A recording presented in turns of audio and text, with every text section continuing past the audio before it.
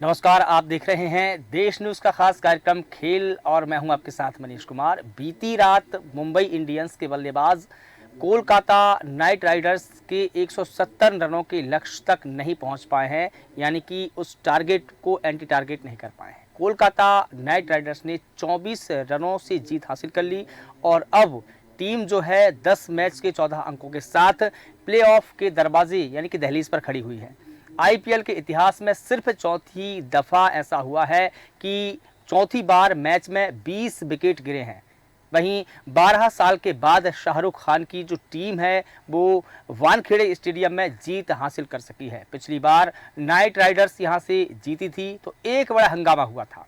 विश्व कप के सबसे पहले फॉर्म में ये गवा हुआ है। बता दें कि आईपीएल के ठीक बाद शुरू हो रहे आईसीसी टी20 वर्ल्ड कप के पहले भारतीय कप्तान रोहित शर्मा और उप कप्तान हार्दिक पांड्या का फॉर्म जो है अहम हो गया है, उनका रोल भी अहम हो गया है। सूर्य कुमार यादव ने इस बार मैच में अर्धशतक जरूर जमाया, लेकिन उनके जो प्रदर्शन में निरंतरता थी उसमें कहीं ना कहीं कमी देखने को मिली है। विश्व कप के पहले टॉप ऑर्डर के 3 बल्लेबाजों का जो प्रदर्शन रहा है वो कहीं ना कहीं डामाडोल जैसा देखने को मिल रहा है और ऐसा ही रहा है तो वेस्ट इंडीज़ और अमेरिका में टीम की जो मुश्किलें हैं वो आगे बढ़ सकती है, क्योंकि अभी सफ़र बहुत मुश्किल होने वाला है, सफ़र बहुत लंबा है। मुंबई में कल रात भी पांड्या के दर्शकों की छींटाकशी सुनने को मिली है। आपने देखा होगा मैच के दौरान कि कुछ दर्शक उन पर छींटाकशी करते हुए नजर आए। हार्दिक पांड्या ने टॉस जीतकर गेंदबाजी चुनी, वो उपकप्तान है, टीम में उनकी चली। हार्दिक पांड्या ने वानखेड़े स्टेडियम पर टॉस जीतकर पहले गेंदबाजी करने का फैसला किया। कोलकाता नाइट राइडर्स की शुरुआती बेहद ही खराब रही। पिच धीमी और मुश्किलें थी, गेंद बल्ले पर देर से आ रही थी और इसी पिच पर समझदारी से और धीरज के साथ बल्लेबाजी करने की भी आवश्यकता थी, जो कहीं ना कहीं खिलाड़ियों में कम देखने को मिली है। लेकिन ऐसा हुआ नहीं है और नुकसान कहीं ना कहीं उठाना पड़ा है। नुआन तुषारा ने कोलकाता नाइट राइडर्स के टॉप ऑर्डर को ध्वस्त कर दिया। फिलहाल सॉल्ट पहले ही ओवर में तुषारा की गेंद पर तिलक वर्मा को कैच दे बैठे थे, यानी कि उनका विकेट गिरा। तुषार ने अपने दूसरे ओवर में अंग क्रैश रघुवंशी और कप्तान श्रेयस अय्यर को आउट कर डाला और कोलकाता की बल्लेबाजी को पूरी तरीके से बिखेर दिया।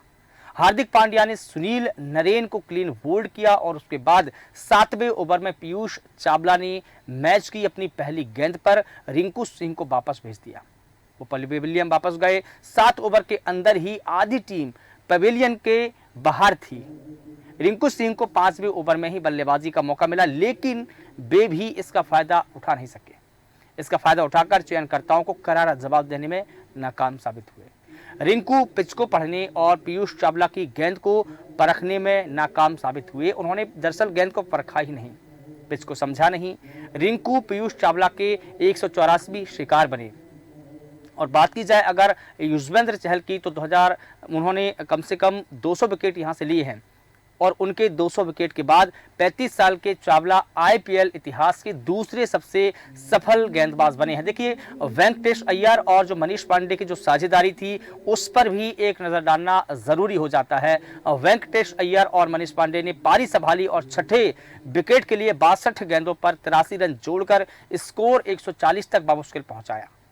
मनीष पांडे ने 31 गेंदों पर 42 रनों की शानदार पारी खेली और जिसमें 2 चौके और 2 छक्के भी शामिल थे। वेंकटेश अय्यर ने 52 गेंदों पर 6 चौकों और 3 छक्कों की मदद से कुल 70 रनों की शानदार पारी खेली।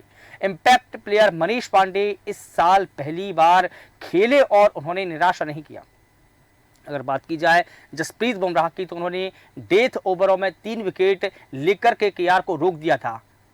कोलकाता के 8 बल्लेबाज दहाई का अंक भी नहीं छुपाए और पूरी टीम एक गेंद रहते हुए 169 रन पर ऑल आउट हो गई और आखिरी 5 विकेट 29 रनों पर ही गिर गए थे, यानी कि 29 रनों पर ही आखिरी के जो 5 विकेट थे वो सिमट गए थे। बुमराह ने जहां पर 18 रन देकर 3 विकेट लिए, वहीं तुषारा ने 3 विकेट के लिए 42 रन खर्च किए। पीयूष चावला ने पर्पल कैप बुमराह को भी सौंप दी थी। और देखिए, मुंबई की भी खराब शुरुआत रही है। ऐसा नहीं माना जाता है कि लक्ष्य बहुत बड़ा था, आसान नहीं था, मगर मुंबई की शुरुआत जो थी बहुत ही खराब रही है, शानदार नहीं रही। कोलकाता नाइट राइडर्स के स्पिनर सुनील नरेन और वरुण चक्रवर्ती ने मुंबई इंडियंस की बल्लेबाजी की बखिया उधेड़ कर रखती थी। ईशान किशन ने 13 रन बनाकर की मिचेल स्टार्क की गेंद पर बोल्ड हो गए और नमन धीर और कप्तान रोहित शर्मा 11 रन बनाकर की पावर प्ले के भीतर ही पवेलियन में थे। और देखिए 71 रन बनते बनते ही 6 बल्लेबाज आउट हो चुके थे, जिनमें तिलक वर्मा 4 रन बनाकर आउट हुए, निहाल बधेरा 6 रन बनाकर आउट हुए और कप्तान हार्दिक पांड्या 1 रन बनाकर आउट हुए। पांड्या को दर्शकों की आलोचना सुननी पड़ी और उनकी पारी 3 गेंद में ही खत्म हो गई 1 रन बनाकर। और देखिए यहाँ पर यादव और डेविड की जो पारी रही है, जो बल्लेबाजी रही है, वो शानदार देखने को मिली है। सूर्य कुमार यादव और टीम डेविड ने 7वें विकेट लिए और 26 गेंदों में 49 रनों की शानदार साझेदारी की। सूर्य कुमार यादव ने 35 गेंदों पर 56 रन जड़ दिए और टीम डेविड ने 20 गेंदों पर करीब 24 रन बनाए।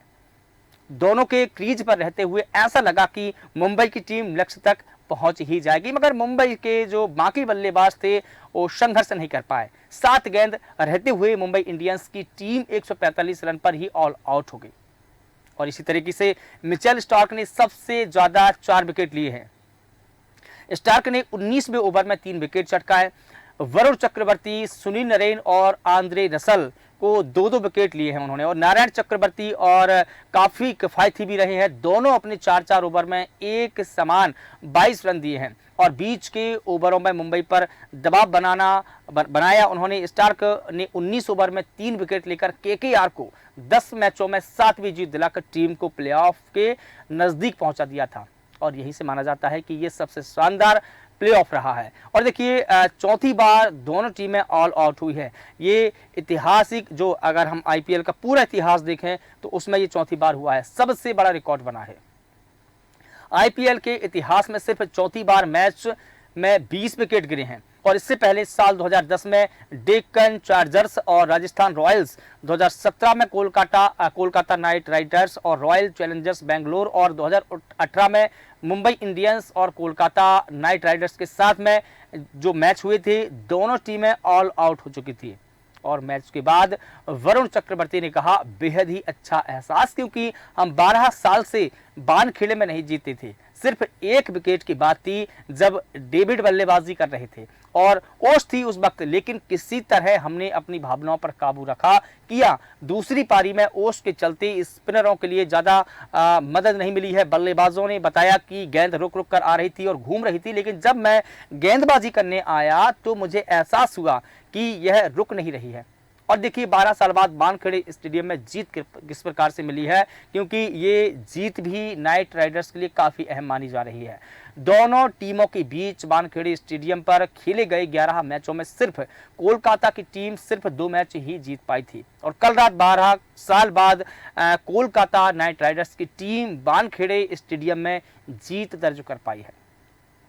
और पिछली बार साल 2012 में कोलकाता नाइट राइडर्स ने वानखेड़े स्टेडियम में मुंबई इंडियंस को करारी शिकस्त दी थी, यानी कि हराया था, और तब कोलकाता नाइट राइडर्स के मालिक शाहरुख खान और वानखेड़े के एक सुरक्षाकर्मी के बीच में बहस हो गई थी और बाद में शाहरुख खान पर 3 साल के लिए वानखेड़े स्टेडियम आने पर पाबंदी लगा दी गई थी। तब के बाद ये पहला मौका है जब इतनी बड़ी जीत हासिल हुई है। और जीत के बाद कोलकाता नाइट राइडर्स के जो कप्तान है सुरेश अय्यर ने कहा कि ईमानदारी से कहूं तो हमारे दोनों जो स्पिनर थे वो शानदार थे, लाइन और लेंथ के साथ डिलीवरी करने के मामले में बिल्कुल सटीक और सही साबित हुए हैं।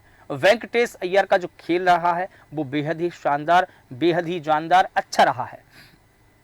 और इसी तरीके से अगर देखा जाए तो दूसरी ओर लगातार 4 हार के बाद हार्दिक पांड्या का कहना था कि हम खेल को देखेंगे और देखेंगे कि हम क्या बेहतर कर सकते थे, हमारी चूक कहाँ हुई है, तुम लड़ते रहो, यही मैं खुद से कहता हूँ। युद्ध के मैदान में कभी मत छोड़ो और कठिन दिन आते हैं लेकिन अच्छे दिन भी आते हैं और यह चुनौतीपूर्ण है, लेकिन चुनौतियाँ तुम्हारे बेहतर बनाती है, तुम्हारा बेहतर बनेगा, चुनौतियाँ आएंगी और जाएंगी।